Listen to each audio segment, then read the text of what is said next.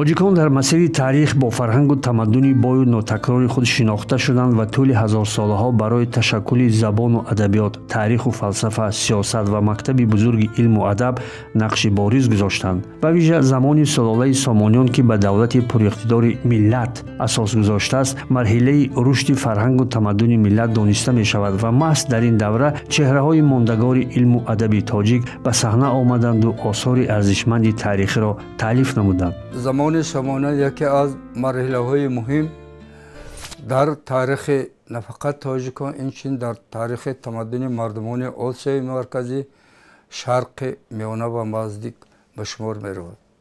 дар ин давра баробари ба миён омадани давлати мутамарказ дар таърихи Осиёи марказӣ, инчунин дар ин давра ба давраи ташаккул ёфтани халқияти тоҷик ҳамчун миллат ташаккул ёфтани тоҷикон ба шумор меравад ва гуфтан ҷоиз аст ки баробари ташаккул ёфтан рушди адабиёт, фарҳанг ва ҳунар ҳам дар пояи хеле баланд ташаккул меёбад.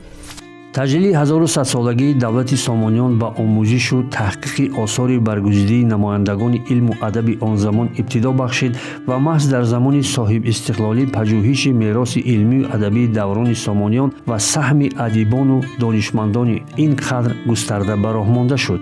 дар ин давра махсусан баробари ба миён омадани чеҳраҳои бузурги илм, ҳамчун шахсиятҳои бузург, ташаккул ёфтани мактаби классикӣ, шеър, мусиқӣ, илм, адабиёт ва инчунин шахсиятҳои ба номи мисол гирем қофиласорони адабиёт, шахсиятҳои бузурги илмӣ, аз ҷумла дар ин давра мактаби классикии илм бо номи шахсиятҳои Аҳмад Марвони Сарахсӣ, Абулаббоси Сарахсӣ, Абунаср Форобӣ, Ахавайни Бухороӣ, Мустамлии Бухороӣ, Абурайҳони Берунӣ, Абуалӣ ибн Сино ва дигар шахсиятҳо. ва гуфтам мумкин аст ки шахсиятҳои бузурге ки дар ин давра ба миён омад, махсусан адабиёти классикимо, қофиларасоли адабиёти классикимо рӯи саҳна омад. бо ташаббуси пешвои миллат муҳтарам Эмомалӣ Раҳмон 1100-солагии давлати Сомониён бо шукӯҳ таҷлил гардид ва аз он давра дар ҳамин муддати чандин сол аз тарафи олимон муҳаққиқон осори давраи Сомонӣ низ бештар мавриди таҳқиқу омӯзиш қарор гирифт. осори устод Рӯдакӣ, Фирдавсӣ, Абуалӣ ибн Сино, Закариёи Розӣ, Абурайҳони Берунӣ ва дигар бузургон аз ҳамин давра ки давраи бисёр бошукӯҳ ва эҳёи тоҷик ном дорад муаррифӣ гардиданд. гиромидошти бузургони илму адаби миллат ки маҳз дар замони давлатдории Сомониён ба саҳнаи эҷод омада буданд, имкон фароҳам сохт ки осори баргузидаи онҳо ба риштаи таҳқиқ кашида шаванд ва ба ҷаҳониён муаррифӣ гарданд.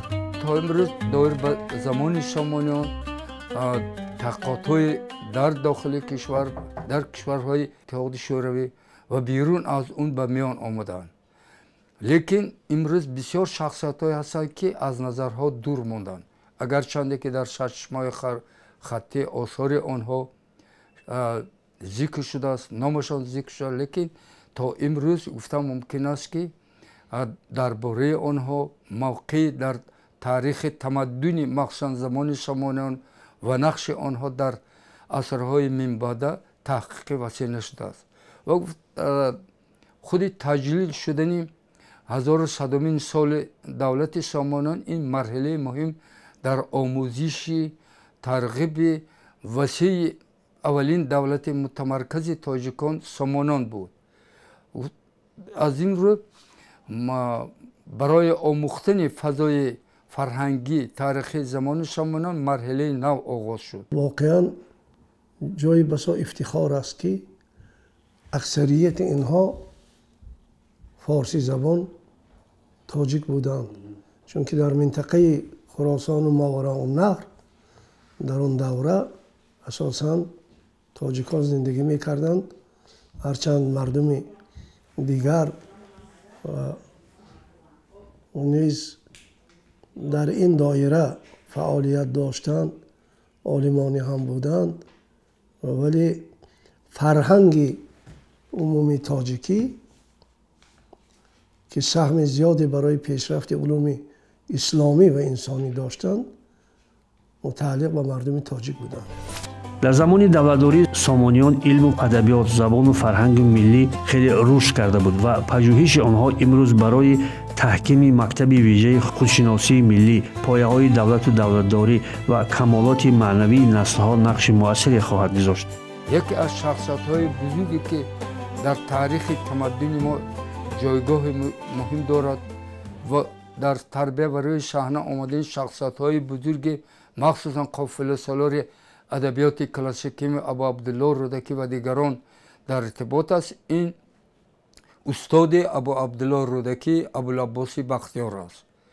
گفتن جایز است که ابوالعباس بختیار اساسگذاری نه فقط همچون استاد قافله سالار ادبیات کلاسیک ما، اینچنین اساسگذاری مکتب کلاسیکی شعر موسیقی زمان سامان و علم زمان سامانیان به شمار می رود. یکی از شخصیت‌های بسیار هم مشهور در دورش، ولی در دوره‌های آخر تا اندازه به فراموشی رفته، ابوالعباس بختیار می باشد. ابوالعباس بختیار در همین دوره سامانی ها زندگی و ایجاد کرده است و استاد بسیاری از عالمان و فرهنگشناسان و به خصوص موسیقیدانان بوده است و چنانکه در آثار گذشتگان نیز آمده است، ابوالعباس بختیار در فن موسیقی خیلی پیشقدم بوده است. تجلیل 1190 سالگی یکی از بنیادگذاران مکتب بزرگ شعر و موسیقی کلاسیکی تاجیک ابوالعباس بختیار بازگوی آن است که امروز در دایره تطبیق سیاست فرهنگی حکومت و دولت تاجیکستان اقدام‌های سازنده انجام داده می‌شوند و بزرگداشت چنین چهره‌های علم و ادب برای آموزش آثار باستان و تهیه دانشنامه‌های علمی و فرهنگی سهم ارزنده خواهند داشت. ابوالعباس بختیار نه فقط رودکی را روی صحنه آورد، تربیت کرد، در مکتب کلاسیکی که تشکیل کرده بود. اینچنین زمره شخصیت ها هم شاعر، سراینده، شاعر، مطرب، شاعر، زمره استادان شعر و موسیقی را روی صحنه آورد. یعنی سهم او در روی صحنه آوردن، تربیت کردن و من بعد در تاریخ فرهنگ موارد شدن شخصیت هایی که ابوالعباس بختیار تربیت کرده است، از جمله شاعر، مطرب، راتبه بربطی، مدرنیک چنگی، هابان چابک نیدی و پیرشاله پتواژه، فؤاد ترانه، ابوبکر ربابی و دیگرها نصر خواننده و گفتم ممکن است که سلاله زیاد استادان شعر موسیقی را تربیت کرد. وظیفه عالمان و عموما جامعه ما گرامی داشتی همین بزرگان است و آثار آنها را آموختن، تحقیق کردن، دسترس کردن به جامعه باشد، چون که احساس افتخار ملی در جای خالی به وجود نمی آید و از خود کردن این میراث خیلی مهم است. هر اندازه انسان میراث گذشته را از خود کند و همان اندازه معرفتش زیاد می شود. چطور دانشمندان معاصر ابراز میکنند آثار برگزیده نه همه چهره های علم و ادب کلاسیکی فارس و تاجیک مورد تحقیق قرار گرفتند و امروز مهم است که نقش آنها، جایگاهشان در فضای علمی و ادبی زمان دولتداری سامانیان مورد پژوهش قرار بگیرد. نام های بسیاری از بزرگان هم فراموش شده است، لیکن در وقتش در زمان سامانی ها این بزرگان خیلی خدمت ها کردند، فرهنگ جهانی را پیش بردند. ابوالعباس بختیار گفتم ممکن است که مسائل نظری موسیقی را اساس گذاشته بود. نتیجه همین مکتب بود که در دوره سامانیان اولین بار دانشنامه مثال گم انچیکلوپدیا به میان آمد که این با سپارش نوح منصور سامانی کاتبی خوارزمی که مفاتیح العلوم می باشد زیاده از 50 علم را در فرا گرفته است. یک قسمت های آن دایر به همین موسیقی بحث می کند که این هم محصول مکتب ابوالعباس بختیار است که عنعنه‌ای که مکتبی که او تشکیل کرده بود این عنعنه ادامه یافت. با تشبث اکادمی علم‌های جمهوری تاجیکستان، انستیتوت تاریخ و باستانشناسی و مردم شناسی به نام احمد دانش و یکی از محققان شناخته ما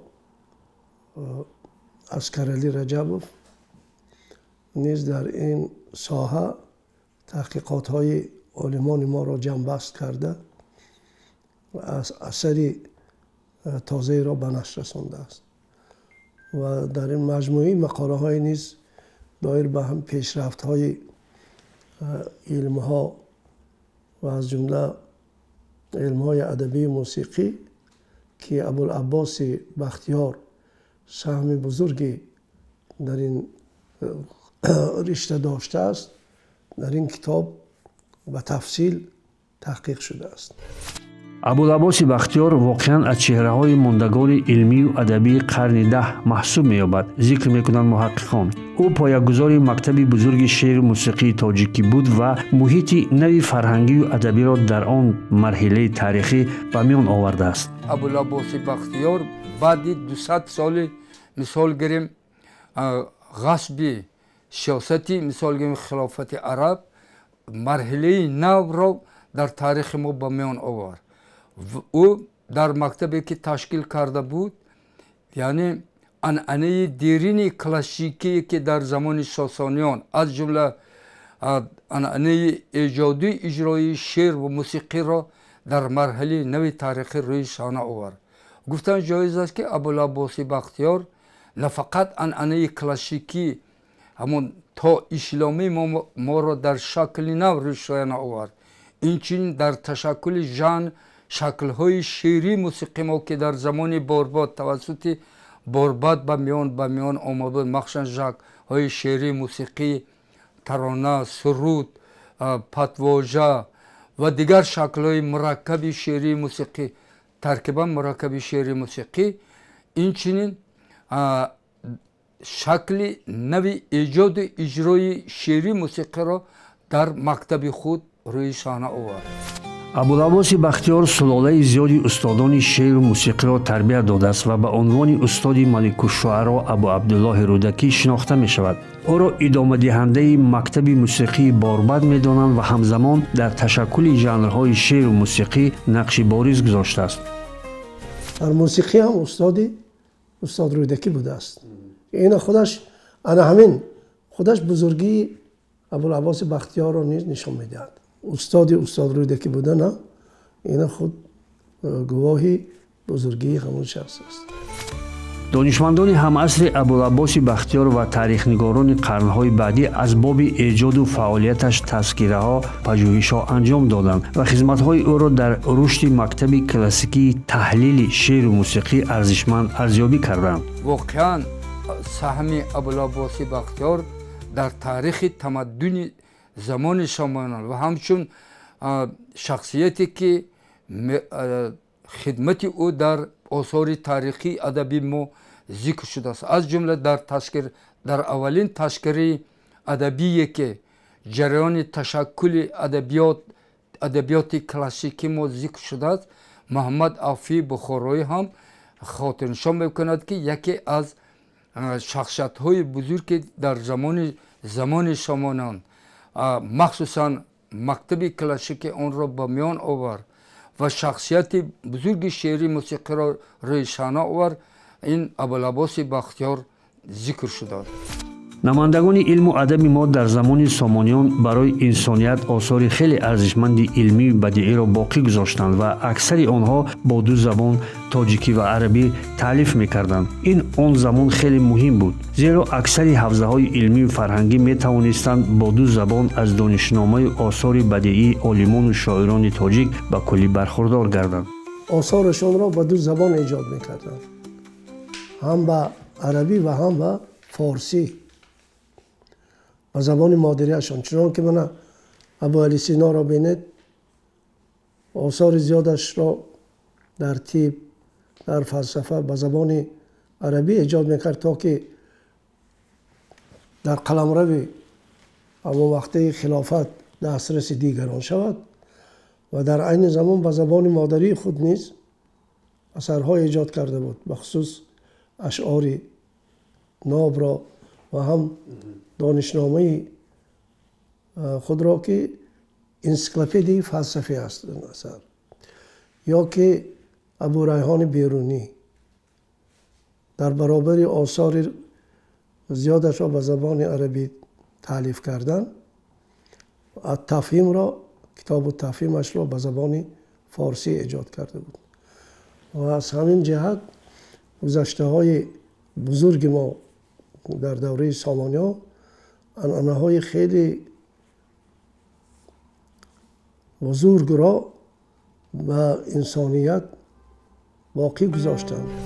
аксари мутафаккирони он давр донишмандоне буданд ки илмҳои замонаро медонистанд ва доир ба масоили гуногун пажӯҳишҳо анҷом медоданд. дар радифи чунин ашхос абулаббоси бахтиёр низ зикр мешавад. мактабе ки ӯ ташкил карда буд бо такя ба мероси классикӣ то исломи мо ба шумор меравад ва он хидмати бузурги абулаббоси бахтиёр аз он бараст ки ҳамун анъанаи классикиро дар марҳилаи нави таърихӣ на фақат рӯи саҳна овард, инро гуфтан мумкин аст ки ба як мактаби бузурги илмӣ асос гузошт. мин баъд кори мактаби ташкилкардаи абулаббоси бахтиёр дар асрҳои минбаъда идома ёфт ва махсусан барои ташаккули забони форсии тоҷикӣ ҳамчун забони илм ба меён омадан, забони шеър ва мусиқӣ ва